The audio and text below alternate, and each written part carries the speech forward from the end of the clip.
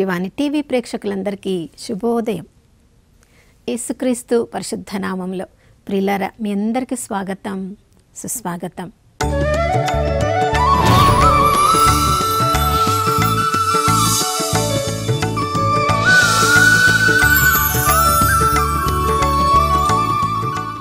నిన్నటి దినమంతా మన ప్రతి అవసరంలో మనకు తోడుగా ఉండి అన్ని విషయాలలో మనల్ని విజయవంతంగా నడిపించిన ఆ దేవాతి దేవుణ్ణి పూర్ణ హృదయంతో, పూర్ణ ఆత్మతో, పూర్ణ శక్తితో ప్రేమించుదాం, ఆరాధించుదాం.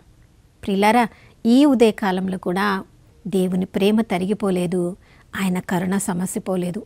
నిన్నగా ప్రేమించిన దానికంటే ఎక్కువగా ఈరోజు ప్రేమించడానికి ప్రభు ఎప్పుడు కూడా నిరంతరంగా తన ప్రేమను మనపై కుమ్మరిస్తూ ఉన్నారు.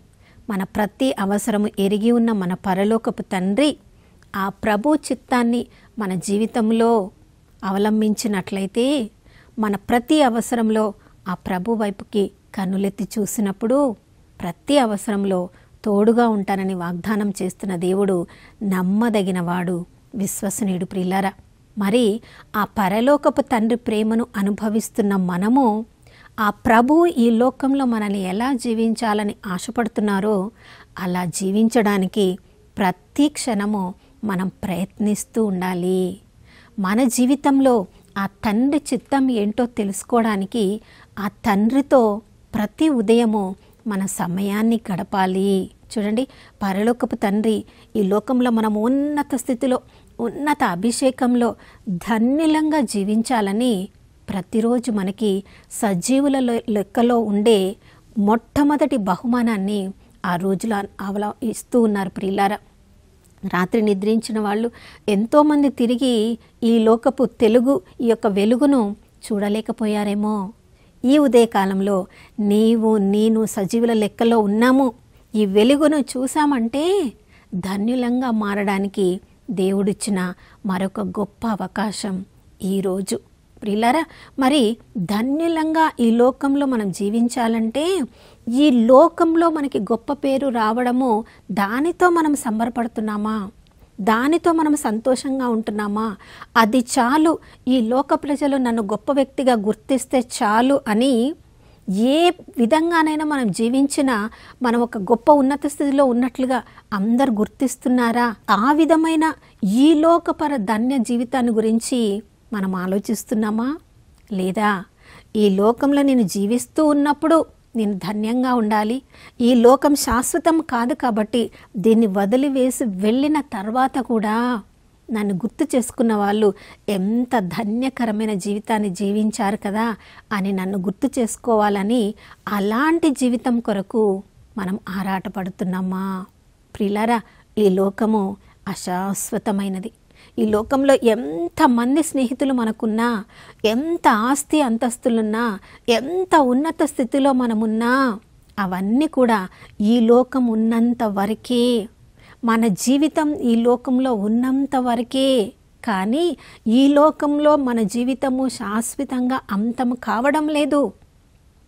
ఈ శరీరానికి మాత్రమే, శరీర జీవితం మాత్రమే అంతమవుతుంది. ప్రియులారా, ఈ లోకంలోనికి రాకముందు ఆత్మలో మనం ఎలా జీవించామో ఈ శరీర జీవితం, మానవ జీవితం తర్వాత తిరిగి మనము ఆత్మలో ఈ లోకంలో జీవించిన విధానాన్ని బట్టి పరలోకంలోనో నరకంలోనో మనం జీవించబోతున్నాం. ఆ లోకాన్ని ఎన్నుకోవడానికి దేవుడు ఇక్కడ మనకి పూర్తిగా స్వతంత్రతనిచ్చారు. ఇరుకైన మార్గంలో మనం వెళ్ళాలా, స్వతంత్రంగా ఉన్న విశాలమైన మార్గంలో వెళ్ళాలా, ఎవ్వరు కూడా మనల్ని ఫోర్స్ చేయరు. దేవుడు అసలే మనల్ని బలవంత పెట్టరు. ప్రతి విషయంలో మనకి ఏ నిర్ణయం తీసుకోవడానికైనా దేవుడు స్వతంత్రతనిచ్చాడు. ఎందుకు స్వతంత్రతనిచ్చాడంటే దేవుడు మనల్ని నమ్ముతున్నాడు. నా బిడ్డలు నేను చూపించిన మార్గంలో వాళ్ళు నడిచి నాలాగా ధన్యకరమైన వాళ్ళలాగా వాళ్ళు జీవిస్తారు. మరణించిన తర్వాత కూడా వారి జీవితము ఎంతోమందికి ఆదర్శప్రాయంగా ధన్యంగా ఉంటుందని ప్రభు మనల్ని చూసి కలలు కంటున్నారు. ప్రిలారా, మరి అలాంటి ధన్యకరమైన జీవితాన్ని మనం జీవించాలంటే నూతనంగా మనము జన్మించాలి. నికోదేము ప్రభుని అడుగుతున్నాడు, ప్రభా, దేవుని రాజ్యంలో నేను ప్రవేశించాలంటే ఈ లోకంలో మరణించిన తర్వాత కూడా నా జీవితము ధన్యంగా ఉండాలంటే నేను ఏమి చేయాలి? మనుష్యుడు నూతనంగా జన్మించిననే తప్ప దేవుని రాజ్యంలో ప్రవేశించడు. యోహాను సువార్త 3వ అధ్యాయం 3వ వచనంలో. ప్రియులారా, ప్రతిరోజు మనము నూతనంగా జన్మించాలి. నూతనంగా జన్మించిన వాళ్ళు మాత్రమే క్రీస్తులో ఉన్న వ్యక్తి నూతన సృష్టిగా మారతారు. ప్రియులారా, ఆత్మీయ జీవితంలో మనం నూతనంగా జన్మించాలంటే క్రీస్తు రక్తం ద్వారా మాత్రమే అది సాధ్యం. దేవుని యేసుప్రభు యొక్క వాక్యాన్ని ధ్యానించడం ద్వారా మాత్రమే అది సాధ్యం. నూతన వ్యక్తిగా మారిన తర్వాత చూడండి, తిమోతికి తన ఆత్మీయ గురువైన పౌలు భక్తుడు చెప్తున్నారు మొదటి లేఖలో, నువ్వు నీ మాటల్లో, నీ ప్రవర్తనలో, నీ విశ్వాసంలో, నీ పవిత్రతలో అన్నిటిలో కూడా ఇతరులకు నీవు ఆదర్శంగా ఉండాలి. ప్రియులారా, చూడండి, దేవుడు ఒక ఉన్నత స్థితిలోనికి మనల్ని లేపినప్పుడు ఎంతోమంది మనకు తెలియకుండా మనల్ని గమనిస్తూ ఉంటారు. మనం ఎవరితో మాట్లాడుతున్నామో, ఎవరిని మనము దూరంగా పెడుతున్నామో, ఎలాంటి అలవాట్లను మనం కలిగి ఉన్నామో, ఎలాంటి పాత అలవాట్లను మనము వదిలివేశామో. ప్రియులారా, మన ప్రవర్తన ఎలా ఉండాలి? ధన్యకరమైన జీవితాన్ని మనము జీవించాలంటే మొదటి కీర్తన 1వ వచనంలో 2వ వచనంలో మనం చదువుతున్నాం. ప్రియులారా, దుష్టుల సలహాలను అప్పటి వరకు మనం పాటిస్తూ ఉన్నట్లయితే దేవుడి సలహాలను పాటించడానికి ప్రతి విషయంలో దేవుడు నాకు ఏం సలహా ఇస్తున్నాడని యెహోషాఫాతులాగా దేవుని యొక్క ఆలయానికి ప్రతిరోజు మనం పరిగెత్తాలి. ప్రియులారా, దేవుని వాక్యం దగ్గరికి పరిగెత్తాలి. ఆ రోజు మన జీవితం ఎలా ఉండబోతుందో మనకు తెలియదు, కానీ మనల్ని సృజించిన వాక్యమైన దేవుడికి తెలుసు, యేసు ప్రభువుకు తెలుసు. కాబట్టి వాక్యము ద్వారా ప్రభు మనతో మాట్లాడతారు. కాబట్టి ఆ ప్రతి విషయంలో సలహాలను తీసుకునేటప్పుడు యెహోషాఫాతు రాజులాగా దేవుని యొక్క సలహాల కొరకు మనం వేచి ఉండాలి. కానీ అప్పటి వరకు లోకంలో ఎవరెవరు స్నేహితులు ఈ లోక ప్రకారం జీవిస్తున్న వారి సలహాలను మనము పాటించకూడదు. ప్రియులారా, మన మార్గాన్ని ప్రతిరోజు కూడా సరళం చేసుకుంటూ ఉండాలి.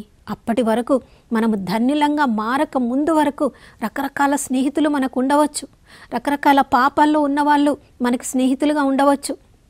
మన కుటుంబంలో కట్టబడిన విధంగా బందీలుగా ఉన్నట్లు రకరకాల పాపాల్లో మనం కూడా జీవిస్తూ ఉండవచ్చు.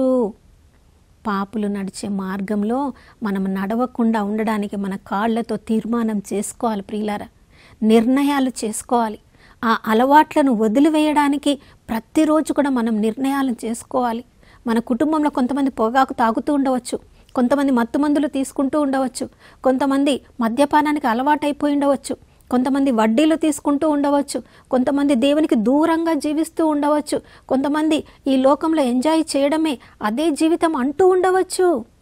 కానీ అప్పటి వరకు ఉన్న అలాంటి జీవితంలో నీవు కొనసాగకూడదు అంటే, నీ కుటుంబంలో నీవు ధన్యుడంగా మారాలంటే ఆ అలవాట్లన్నిటి కూడా ఇక వద్దు అని నీ శరీరాన్ని నీవు క్రమశిక్షణలో పెట్టుకోవడానికి నియంత్రించుకోవాలి. ప్రియులారా, అపహాసకులు కూర్చుండ చోట కూర్చుండరాదు.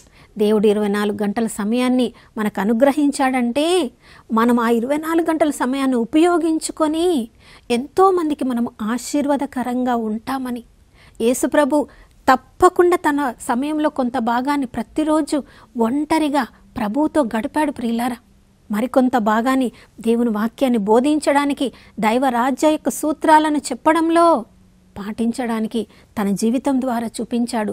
తన శిష్యులతో ఒంటరిగా కలుసుకొని ఎన్నెన్నో ఉపమానములను విడమర్చి చెప్పడం ద్వారా దేవుని రాజ్య స్థాపనకి వాళ్ళని సిద్ధపరిచారు. ప్రియులారా, అంతేకాదు మరికొద్ది సమయాన్ని ఎంతోమంది కాపరులేని గొర్రెలను చూసినప్పుడు ఆయన హృదయం తరుగుకొనిపోయింది. కాబట్టి వారి ప్రతి అవసరాన్ని, అస్వస్థతలో ఉన్న వాళ్ళకి స్వస్థతను ఇవ్వడము, అనారోగ్యంతో ఉన్న వాళ్ళని వారి రోగాలను కూర్చడం, శాపాల్లో పాపాల్లో బందీలైన వారికి విడుదలను కలిగించడం, కుంటివారిని గుడ్డివారందరికీ కూడా స్వస్థపరచడానికి ఎంతో సమయాన్ని యేసుప్రభు ఒకరోజు సమయాన్ని ఎలా మనం గడపాలి, ఎలా సమయాన్ని వృధా చేసే వాళ్ళతో మనం గడపకుండా దేవుని మహిమ కొరకు 24 గంటల సమయాన్ని మనం ఎలా ఉపయోగించుకోవాలో దేవుడు మనకి నేర్పిస్తూ ఉన్నాడు.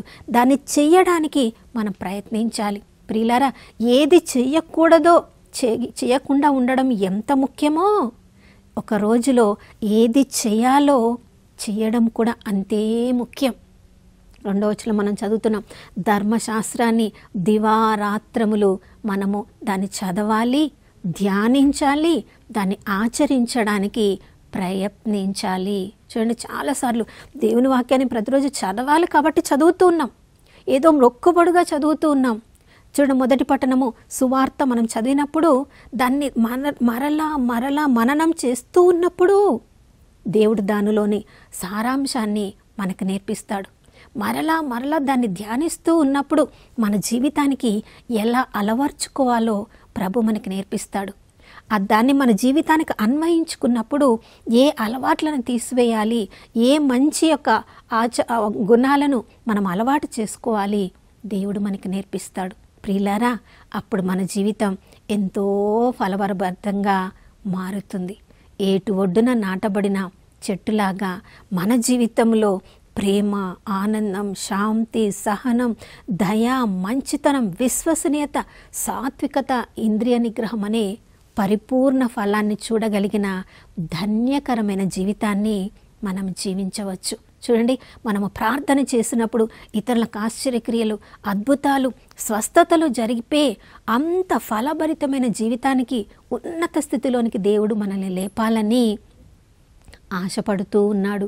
ధన్యకరంగా జీవించాలని ఈ ఉదయకాలంలో మనల్ని ఆహ్వానిస్తున్నాడు.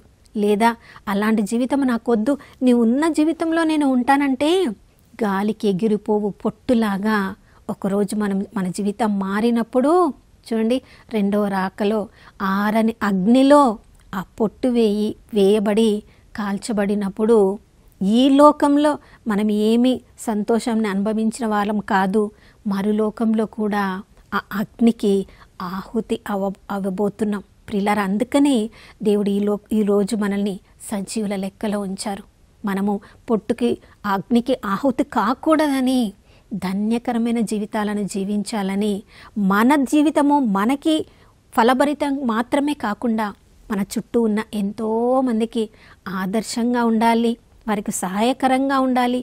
మనల్ని చూసిన వాళ్ళు మన మార్గంలో నడవడానికి ఒకరోజు పౌలు భక్తుల్లాగా మనం కూడా చెప్పాలి, నేను యేసు ప్రభువుని అనుసరించాను, మీరు నన్ను అనుసరించండి అంటే ఎంతగా తనను తాను మలచుకున్నారో, పౌలు భక్తుడు ఎంతగా తనను తాను క్రమశిక్షణలో పెట్టుకున్నారో, ఎంతగా తను తాను కోల్పోయి ఆ సత్య సందేశాన్ని బోధించే పరిస్థితిలో ఎన్ని శ్రమలు ఎదురైనప్పటికీ తన జీవితము ఇతరులకు ఆదర్శంగా ఉందా లేదా, ఇతరులకు సహాయకారికగా ఉందా లేదా, ఇతరులను సరైన మార్గంలోనికి నడిపిస్తుందా లేదా, చివరికి తన ప్రాణం ఇవ్వవలసి వచ్చినప్పుడు కూడా ప్రియులారా ఆ సత్య సందేశం కొరకే తన ప్రాణాన్ని ఇవ్వడానికి కూడా సిద్ధపడ్డారు. ప్రియులారా, ధన్యకరమైన జీవితం అంటే అది.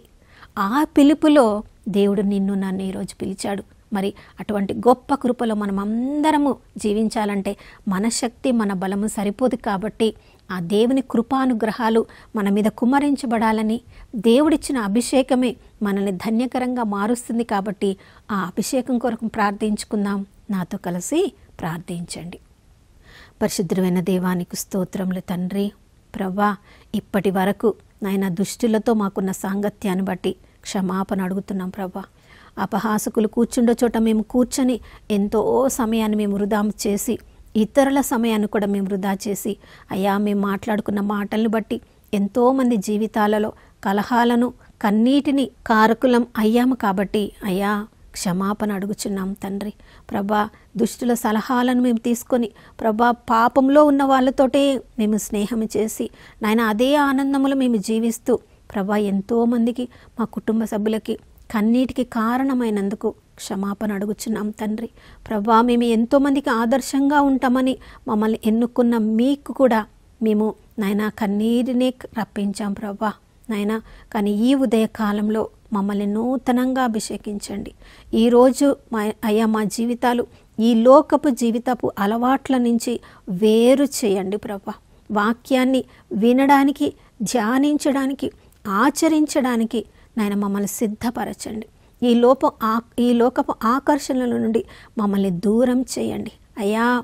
ఫలభరితమైన జీవితం, ఎంతోమందికి నీడనిచ్చే చెట్టులాగా నాయన అందరినీ ఆశీర్వాదపు మార్గంలోనికి నడిపించే నాయన ఉన్నత స్థితిలోనికి, ఆదర్శకరమైన జీవితంలోనికి మమ్మల్ని అందరినీ నడిపించమని యేసయ్య పరిశుద్ధ నామంలో అడిగి వేడుకొని పొంది ఉన్నాము మా ప్రియ పరలోకపు తండ్రి, ఆమెన్.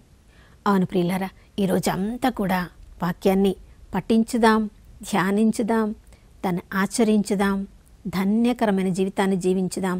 ఎంతోమందికి సత్యమైన మార్గంలో నడిపే ఆదర్శప్రాయుల్లాగా మారిపోదాం. మరొక నూతన శుభోదయంలో మనం అందరం కలుసుకునే వరకు దివ్యవాణి టీవీని వీక్షిస్తూ ఉందాం. ఇమ్మానుయేలు, దేవుడు మనతో ఉన్నారు.